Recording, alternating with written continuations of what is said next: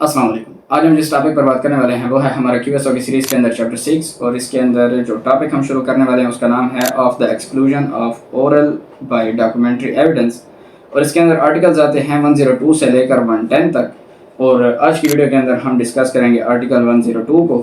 और इस चैप्टर के अंदर बताया गया है कि जब डॉक्यूमेंट्री एविडेंस की बात आ जाएगी तो वहाँ पर ओरल एविडेंस नहीं चलेगी। यानी जहाँ पर किसी डॉक्यूमेंट को किसी ने पेश कर दिया है तो आप उस डॉक्यूमेंट को साबित करने के लिए या उसको झुटलाने के लिए आप ओरल एविडेंस नहीं दे सकते। आप ये नहीं कह सकते कि जो इस डॉक्यूमेंट में बात लिखी हुई है इस तरह नहीं है बल्कि इस तरह है।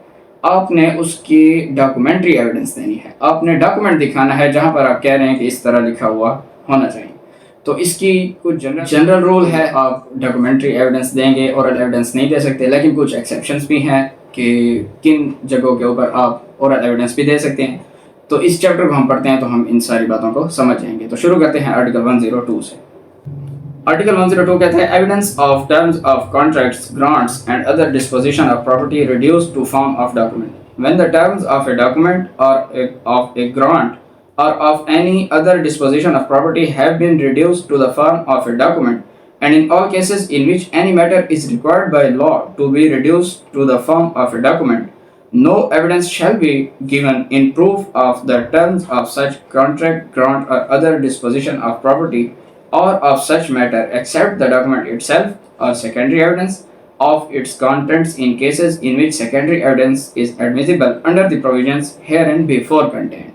इस आर्टिकल के अंदर बताया जा रहा है कि जहां पर बात आ जाएगी terms of the contract, grant या अदर डिस्पोजिशन ऑफ प्रॉपर्टी की, यानी किसी मुआहदे की शराइत, कोई ग्रांट, कोई अतिया या किसी प्रॉपर्टी का बैनामा या मुंतकिली, इसकी निस्बत अगर कोई बात लिख दी गई है किसी कागज़ के ऊपर या किसी लॉ के अंदर कहा गया है कि इस किस्म की बातों को लिखना ज़रूरी है, जैसे हम आर्टिकल 17 में भी पढ़ चुके हैं कि जब फ्यूचर ट्रांजैक्शंस हों या फाइनेंशियल ट्रांजैक्शंस हो तो उसको लिख लें और उसके ऊपर 2 गवाह बना लें। तो अगर कोई बात जो लिखी हुई होना ज़रूरी है और उसको लिख दिया गया है तो अब उस बात को प्रूफ करने के लिए आप ओरल एविडेंस नहीं दे सकते। आप ज़बानी नहीं कह सकते कि इसके अंदर ये बात लिखी हुई है, इस तरह है या इस तरह है, यानी कि सही है या गलत है। आप उसको ना उसकी तायीद कर सकते हैं ना उसको झुटला सकते हैं। आपने वो डॉक्यूमेंट दिखाना होगा, या उसकी प्राइमरी एविडेंस दिखानी होगी या उसकी सेकेंडरी एविडेंस दिखानी होगी, जहां पर कानून सेकेंडरी एविडेंस दिखाने की इजाज़त देता है, जो हम आर्टिकल 76 के अंदर पढ़ चुके हैं। जैसे कि इसके अंदर कहा गया भी है कि प्रोविजंस हेयरइन बिफोर कंटेन, यानी कि इससे पहले जो प्रोविजंस हैं उसके अंदर हम पढ़ चुके हैं। तो ये हो गया जनरल रूल, आप डॉक्यूमेंट को डॉक्यूमेंट के जरिए प्रूफ करेंगे। अब इसकी कुछ एक्सेप्शंस और एक्सप्लेनेशन। एक्सेप्शन 1 है when a public officer is required by law to be appointed in writing and when it is shown that any particular person has acted as such officer, the writing by which he is appointed need not be proved। पहली exception आ गई कि जहां पर किसी public officer को law के मुताबिक appoint होना चाहिए इन राइटिंग। मिसाल ले लेते हैं, कोई SHO है, कोई DSP है, कोई मजिस्ट्रेट है, जज है, ये पब्लिक ऑफिसर्स हैं और इनकी अपॉइंटमेंट राइटिंग में होनी चाहिए। सिंपल सी बात है, सबको पता है कि अपॉइंटमेंट राइटिंग में होती है। अगर किसी की अपॉइंटमेंट राइटिंग में होनी चाहिए थी और उस पार्टिकुलर पर्सन को उस ऑफिसर की तरह एक्ट करते हुए देखा गया है, यानी कि एक जज को लोगों ने एज ए जज काम करते हुए देखा है और उसकी अपॉइंटमेंट भी इन राइटिंग होनी चाहिए, तो अब उस जज साहब को या उस पब्लिक ऑफिसर को नहीं कहा जा सकता कि आप जो कह रहे हैं कि आप ये पब्लिक ऑफिसर हैं, आप ले आए अपना अपॉइंटमेंट ऑर्डर, हमें दिखाएं कि आप पब्लिक ऑफिसर हैं। उसके बारे में आप ज़बानी शहादत दे सकते हैं कि जनाब मैंने इस पब्लिक ऑफिसर को एज ए पब्लिक ऑफिसर काम करते देखा है, क्योंकि कानून कहता है इनकी अपॉइंटमेंट भी रिटर्न होनी चाहिए और इनको अगर काम करते देखा गया है तो इनके लिए ज़बानी शहादत दी जा सकती है। एक्सेप्शन 2 है विल्स एडमिटेड टू प्रोबेट इन पाकिस्तान में be proved by the probate. Will के बारे में कहा जा रहा है कि अगर विल को अदालत ने प्रोबेट का दर्जा दे दिया है, हम पढ़ चुके हैं कि विल कब प्रोबेट बनती है, जब अदालत उसको सर्टिफाई कर दे कि ये बिल्कुल ठीक है, विल एग्जीक्यूट भी सही हुई है और जिनके हक में हुई है उनके हक में भी बिल्कुल सही एग्जीक्यूट हुई, यानी कि ये विल बिल्कुल कानून के मुताबिक है, वसीयत, तो अदालत उसको प्रोबेट बना देती है। अदालत उसकी सर्टिफिकेट दे देती है कि ये विल अब प्रोबेट होगी। अब वो विल जब प्रोबेट बन गई है تو اب اس پروبیٹ کو دکھا دینے سے کافی ہوگا، اب اس لکھی ہوئی ویل کو لانے کی ضرورت نہیں۔ اور 3 اس کی ایکسپلینیشنز ہیں۔ ایکسپلینیشن 1 ہے this article applies equally to cases in which the contracts, grants or dispositions of property refer to or in contained in one document and to cases in which they are contained in more documents than one. Explanation 1 کے اندر بتایا گیا ہے کہ اگر ایک contract یا grant یا disposition of property ایک ڈاکومنٹ کے بجائے ایک سے زیادہ ڈاکومنٹس کے اندر کیا گیا ہے، 10 ڈاکومنٹ کے اندر ایک کانٹریکٹ ہوا ہے یا ایک گرانٹ ہوئی ہے یا ایک منتقلی ہوئی ہے جائیداد کی، تو سب کے سب ڈاکومنٹس کو دکھانا پڑے گا، سب کے سب ڈاکومنٹس کو پروف کرنا پڑے گا۔ آپ کسی ڈاکومنٹ کے بارے میں زبانی شہادت نہیں دے سکتے، آپ کو وہ ڈاکومنٹ لانا پڑے گا۔ اس کی جو السٹریشن اے ہے وہ اس کی ایگزامپل ہے۔ اس میں بتایا گیا ہے کہ if a contract be contained in letters, all the letters in which it is contained must be proved۔ کہ اگر ایک کانٹریکٹ ایک سے زیادہ لیٹرز کے اندر بنایا گیا ہے تو سب لیٹرز کو پروف کرنا پڑے گا، یعنی کہ سب لیٹرز کی ڈاکومنٹری ایویڈنس دینی پڑے گی، آپ زبانی شہادت نہیں دے سکتے۔ دوسری السٹریشن بھی اسی کے بارے میں ہے کہ if a contract is contained in a bill of exchange, the bill of exchange must be proved۔ کہ اگر کانٹریکٹ بل آف ایکسچینج میں ہے تو آپ اس بل آف ایکسچینج کو پروف کریں گے۔ ایکسپلینیشن 2 ہے where there are more originals than one original only need be proved۔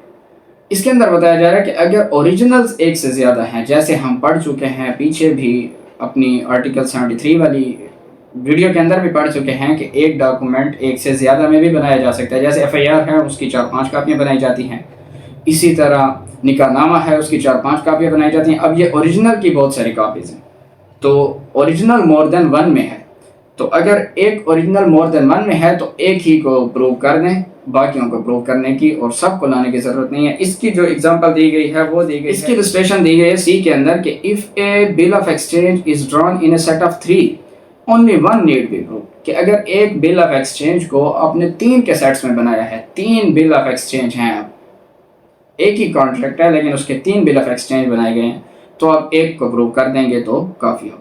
اس کے بعد ایکسپلینیشن 3 ہے the statement in any document whatever of a fact other than the facts referred to in this article shall not preclude the admission of oral evidence as to the same fact۔ کہ ایک ایسی statement ایک contract کے اندر جو اس contract کی term نہیں ہے اس کے بارے میں آپ اورل ایویڈنس دے سکتے ہیں، یعنی کہ ایک ایسی بات جو اس کانٹریکٹ کی شرط نہیں ہے اس کے بارے میں آپ ایویڈنس دے سکتے ہیں۔ اس کی جو یہ ایکسپلینیشن 3 ہے اس کو ہم توڑ کے سمجھنے کی کوشش کرتے ہیں۔ پہلی جو بات لکھی ہوئی ہے the statement in any document whatever of a fact، یعنی کہ کسی بھی کاغذ کے اندر کوئی ایسی حقیقت جو لکھی ہوئی ہے other than the facts referred to in this article، other than the facts referred to in this article یعنی کہ جو اس آرٹیکل کے اندر بنیادی بات ہے کون سی، گرانٹ، کانٹریکٹ اور ڈسپوزیشن آف پراپرٹی کو یعنی کہ ریٹن ہونا چاہیے تھا، جو کانٹریکٹ کی شرائط ہیں ان کے بارے میں نہیں بلکہ other than the facts referred to in this article ہیں،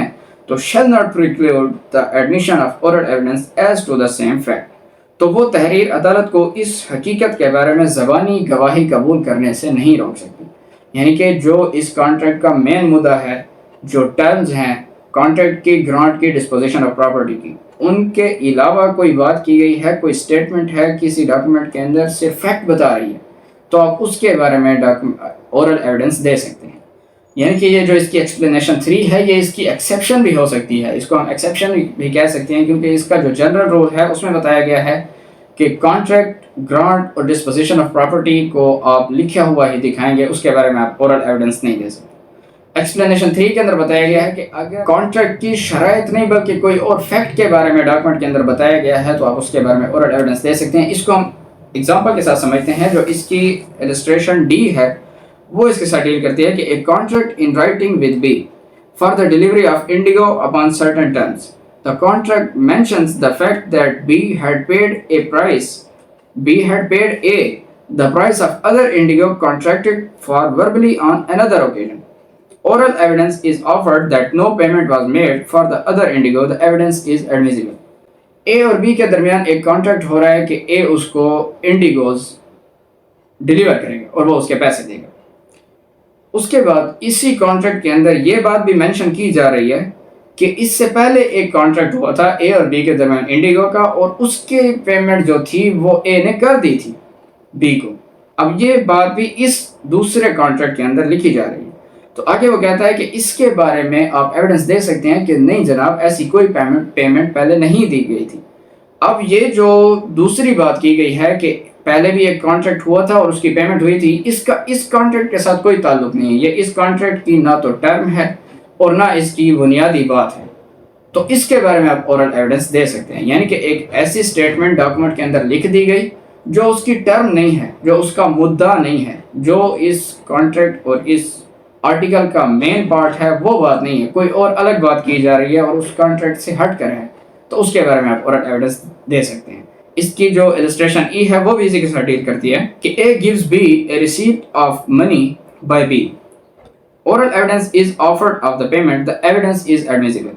کہ A نے B کو رسید دی ہے کہ آپ نے پیمنٹ مجھے پے کر دی ہے، اس کو رسید دے رہا ہے کہ آپ نے پیسے دے دیے، یہ رسید لے لیں۔ اب اس رسید کے بارے میں اورل ایویڈنس آپ دے سکتے ہیں۔ کیوں؟ کیونکہ اس کی صرف یہی سچائی ثابت کی جا رہی ہے کہ اس نے پیمنٹ دے دی، اور یہ بات لکھی ہوئی نہیں ہے کہ اس نے پیمنٹ دے دی تھی، صرف یہی کوئی بندہ بتا رہا ہے کہ یہ دیکھیں جناب اس نے یہ پیمنٹ دے دی تھی۔ یعنی اے نے بی کو رسید دی ہے اور اس کے بارے میں اورل ایویڈنس دی جا رہی ہے، رسید پیش نہیں کی جا رہی، صرف اورل ایویڈنس دی جا رہی ہے کہ پیمنٹ ہو گئی تھی۔ قانون کہتا ہے اس کی اجازت ہے، کیونکہ یہ کانٹریکٹ کی شرط نہیں ہے، ٹرم نہیں۔ ہاں اس کے اندر ٹائم ہوتا، کانٹریکٹ کے اندر لکھا ہوتا کہ اس تاریخ تک پیمنٹ کرنی ہے، اس کے بعد پیمنٹ ہم قبول نہیں کریں گے، کانٹریکٹ ختم ہو۔ اب اگر کوئی کہے کہ نہیں سر کانٹریکٹ کے اندر یہ تاریخ نہیں، یہ تاریخ لکھی گئی تھی، تو عدالت اورل ایویڈنس نہیں مانے گی۔ عدالت کہے گی کہ آپ بتائیں۔ وہ یہ نہیں کہہ سکتا کہ کانٹریکٹ لکھنے کے بعد ہماری زبانی بات ہو گئی تھی اور اس کے اندر ہم نے یہ طے کر لیا تھا۔ عدالت کہے گی کہ آپ لکھا ہوا دکھائیں۔ تو جو بات کانٹریکٹ کی ٹرم نہیں ہے، اس کا مین پارٹ نہیں ہے، وہ عدالت کو اورل ایویڈنس دینے سے کسی سٹیٹمنٹ کی، کسی فیکٹ کے بارے میں، حقیقت بتانے کے بارے میں اجازت دے گی، یعنی اس کو روکا نہیں جائے گا۔ تو یہ تھا جی آج کا ہمارا لیکچر آرٹیکل 102 سے ریلیٹڈ۔ امید ہے کہ آپ کو اس کی سمجھ آ گئی ہوگی۔ اگر آپ کو کوئی کویسچن ہے تو آپ کمنٹس باکس میں پوچھ سکتے ہیں۔ ملتے ہیں اپنی اگلی ویڈیو میں، تب تک کے لیے تھینک یو سو مچ، اللہ حافظ۔